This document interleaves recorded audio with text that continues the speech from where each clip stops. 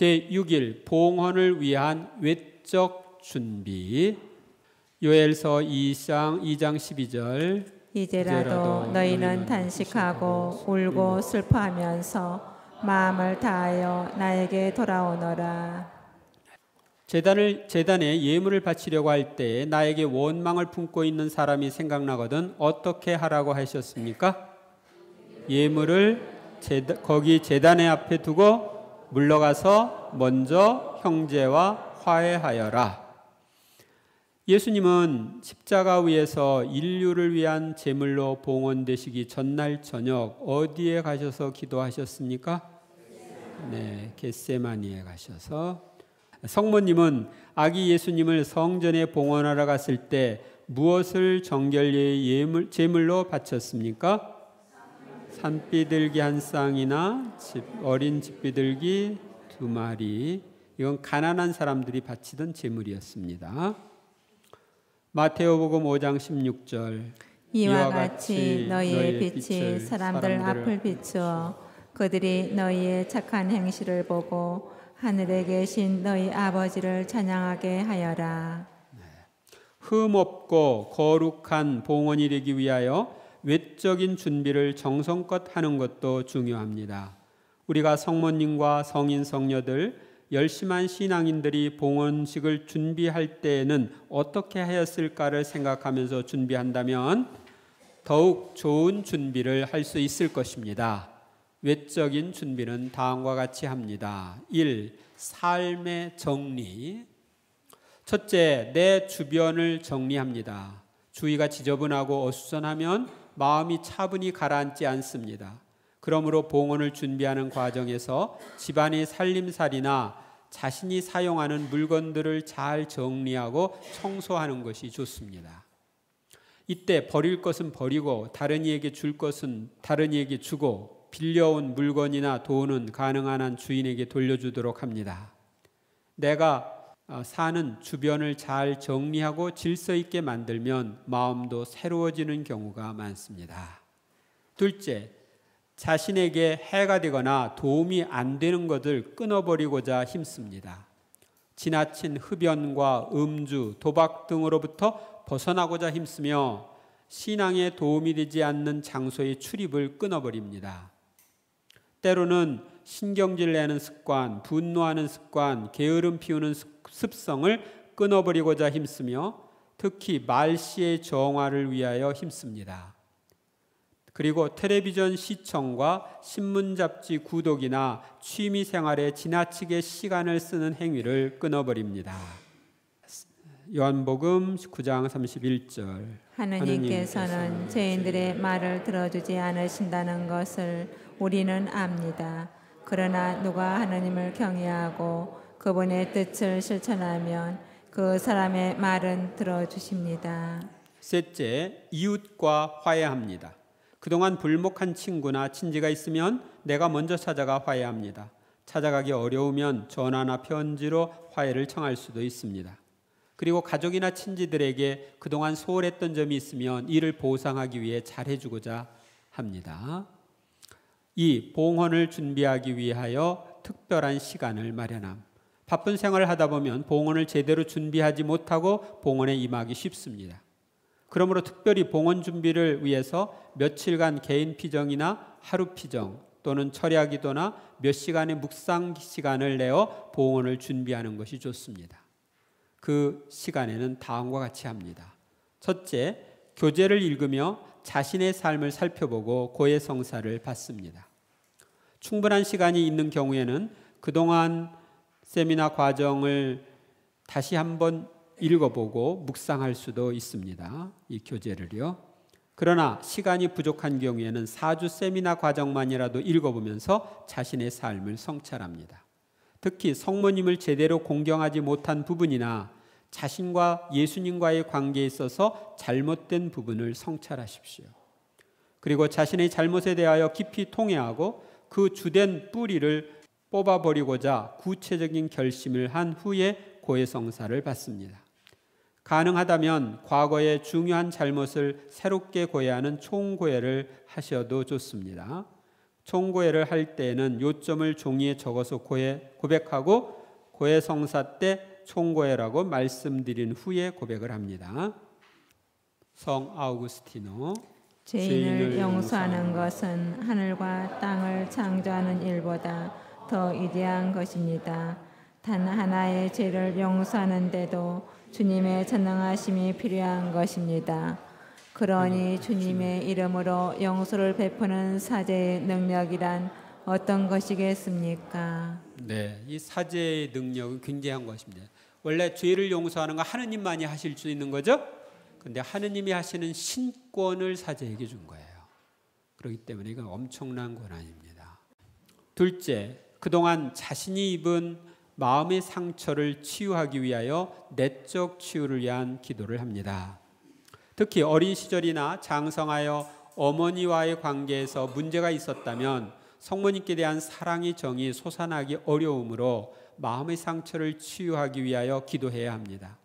때로는 어머니 태에 있을 때 어머니가 자기를 낳지 않으려고 했던 것이 상처가 되어 잠재의식 속에 남아있을 수도 있습니다.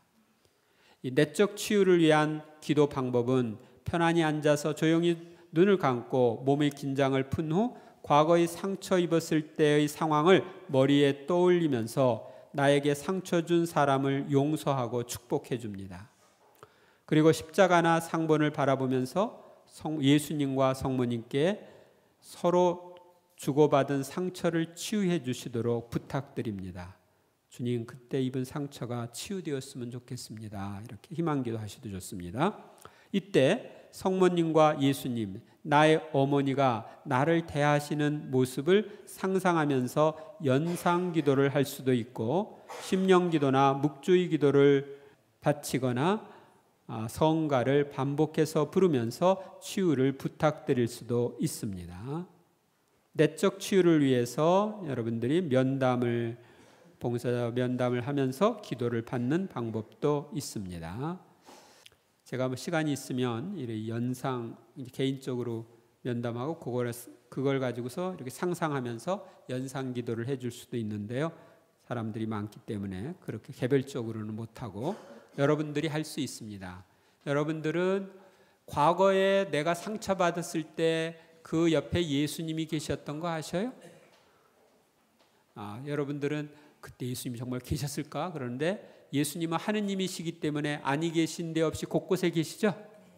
그러니까 내가 상처받을 때도 그 옆에 계셨어요. 그래서 그때 계셨던 예수님께 나를 그 상황으로 이끌어 주시도록 청하고 그 예수님이 그때 내가 상처받았을 때 나를 위로해 주시고 또 그 상대방을 용서하라고 하시고 또 나의 상처를 치유해 주시는 것을 연상기도로 할 수가 있습니다. 하느님께는 과거, 현재, 미래가 없어요. 과거도 현재 진행적인 것으로 우리가 하느님 안에서는 만날 수가 있습니다. 그래서 그런 치유가 가능합니다. 셋째, 봉헌문을 작성합니다. 이거 해오셔야 돼요. 봉헌문 내용은 제5주 세미나 교재에 있는 봉헌문을 참고하여 작성하시되 자기 나름대로 작성하시면 됩니다. 그러나 봉헌문 안에는 그동안 베풀어 주신 은혜에 감사하는 말, 자신의 잘못을 뉘우치고 새로운 결심을 다짐하는 말, 자신의 외적, 내적 소유물과 가정과 자기 자신을 봉헌하는 말, 앞으로의 삶에 필요한 은혜를 청하는 내용이 들어가면 좋습니다. 봉헌문을 작성하기 어려운 분들은 봉헌문을 한 가지 베껴 쓰고 끝에 자기 사인을 하면 됩니다. 하느님께 드리는 편지, 예수 성모님께 드리는 편지 형식으로 쓰면 되죠? 여러분들이 봉헌문을 이렇게 써 오시면은 되겠고, 여기 그 교재에 308쪽부터 312쪽까지 3개의 봉헌문이 있습니다. 그 공통적으로 우리가 바칠 수 있는 봉헌문인데 이 3개의 봉헌문은 이렇게 받쳐보시고 참고로 하시기 바랍니다. 이 첫째 봉헌, 몽포르 성 누도비코가 쓴 이 첫 번째 봉헌문을 가지고 제가 고등학교 때 바쳤어요. 이 봉헌문을 다 써가지고 밑에다가 제 사인해가지고 바쳤어요. 읽고. 그리고 이제 두 번째 것은 마리아 사제운동에서 사용하는 봉헌문입니다. 그리고 세 번째 것은 우리 가톨릭 기도서에 나와 있는 봉헌문입니다.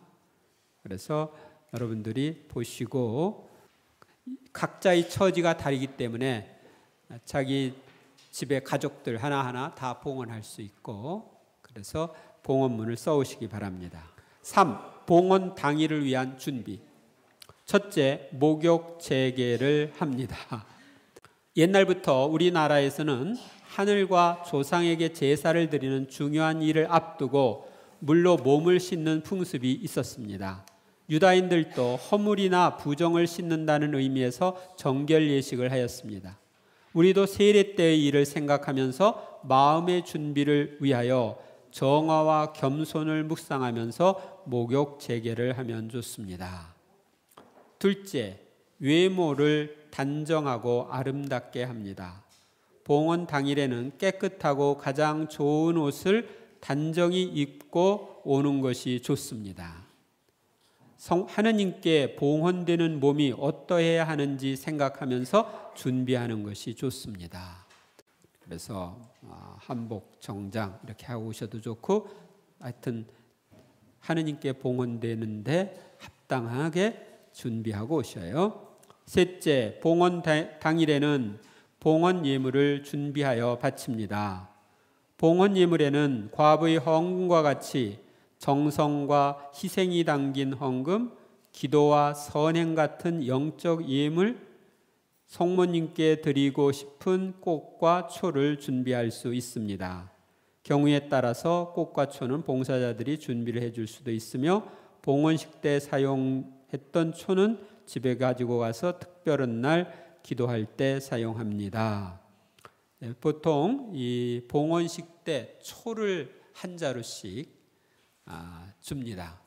봉헌 표시로.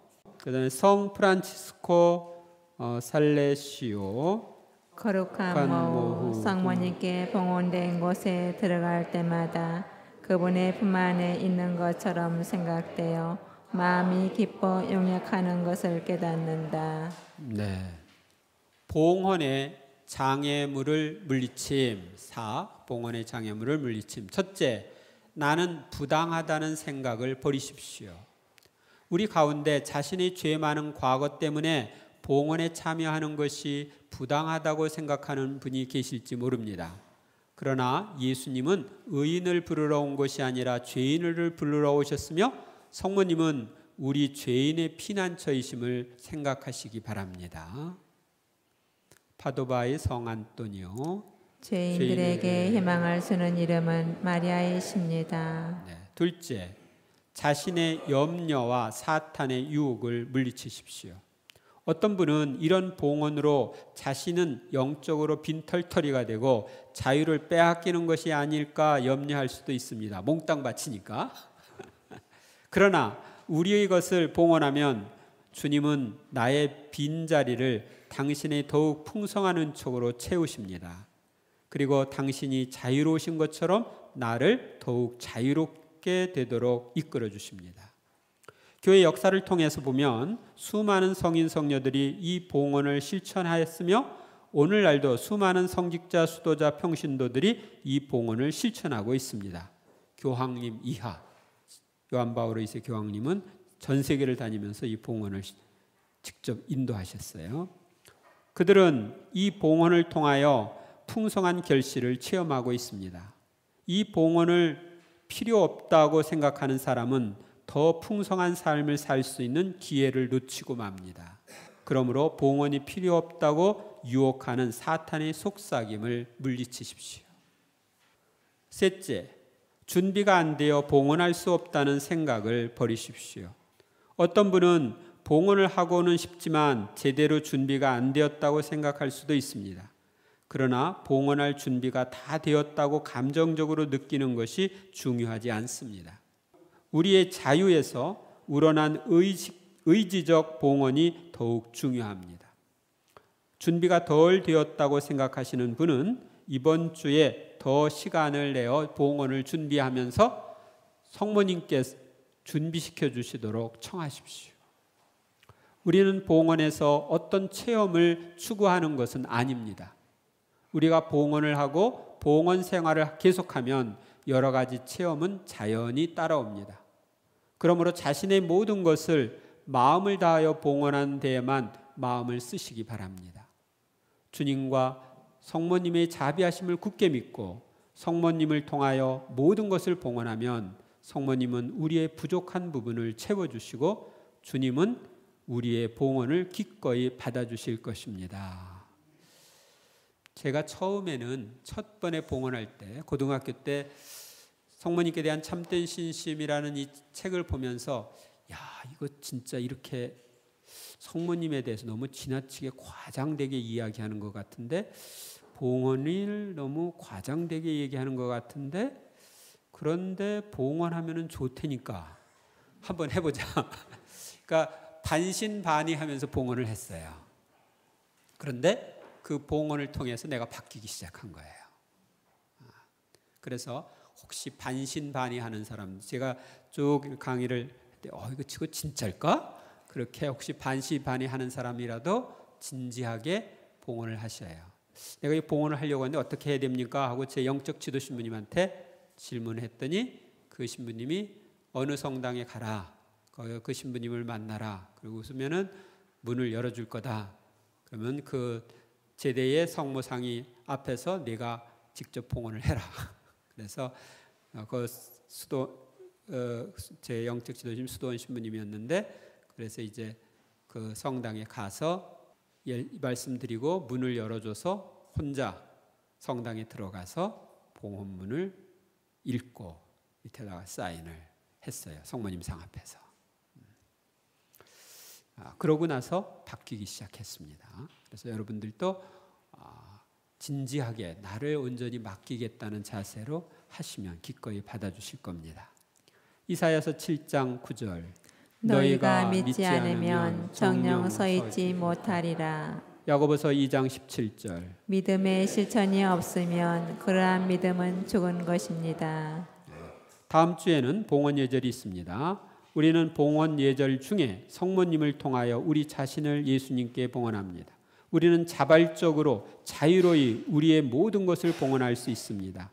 이때 봉사자들과 참석자들은 우리의 봉헌이 잘 이루어지고 풍성한 결실을 거둘 수 있도록 기도를 해주는데, 사실은 원래는 우리가 같이 이 성모신임 세미나를 할 때는 강의 듣고 그룹 대화해서 봉사자들이 이렇게 이끌어주는데, 이번에는 봉사자를 그걸 생략하고 제가 강의로만 그냥 다 밀어붙였어요. 저 혼자 기도해 주겠습니다. 네, 거기 기도문으로 마치겠습니다. 오 하느님, 당신 앞에 무릎 꿇고 당신 이름 부르며 당신께 저의 모든 것을 성모님을 통하여 바칩니다. 비밀 속에 숨은 비밀까지도 훤히 보시는 당신 앞에서 제가 숨길 수 있는 것이 무엇이 있겠습니까? 다만 죄로 얼룩진 저의 영혼의 지도를 당신 앞에 펼치겠습니다. 당신의 빛으로 저를 비추시어 저의 모든 것을 보게 하시며 주님의 은총의 빛으로 주님을 주님으로 보게 하여 주십시오. 저는 하나도 남김없이 모든 허물을 성찰하며 통회하고 정죄하여 당신께 고백하고자 합니다. 성모님, 이 죄인을 불쌍히 여기시어 주님의 빛으로 하느님의 평화로 이끌어 주옵소서. 오 찬미하올 하느님, 이 죄인을 당신 곁으로 이끌어 주소서. 아멘. 영광이 성부와 성자와 성령께, 성부와 성자와 성령의 이름으로